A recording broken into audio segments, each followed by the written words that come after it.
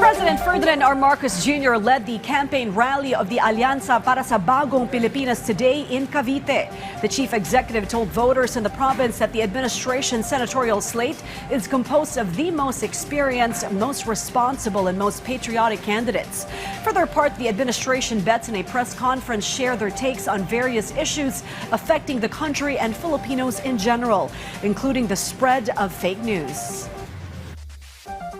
Kapag nanalo na itong ating buong ticket, ay napakapalad ko po dahil isang Pangulo ay meron siyang mga kasamahan na kasing galing, kasing husay, kasing sipag, kasing bait at nagmamahal sa taong bayan na kagaya na itong grupong ito. Kaya po, ipinagmamalaki po namin. Anti-fake news law dapat and anti-fake content. Hindi lang fake news, kundi pati fake content.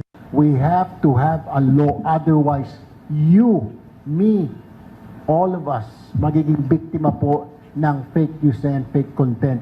At sang-ayon po ako at dapat isang malala at mabigat na parusa yung mga nagpapakalat, pati mga nagpapakalat ng mga fake news at fake content.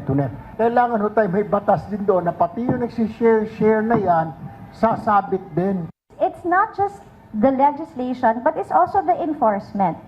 So siguro kailangan natin pagtibayin yung kapulisan on how will they trace these fake content makers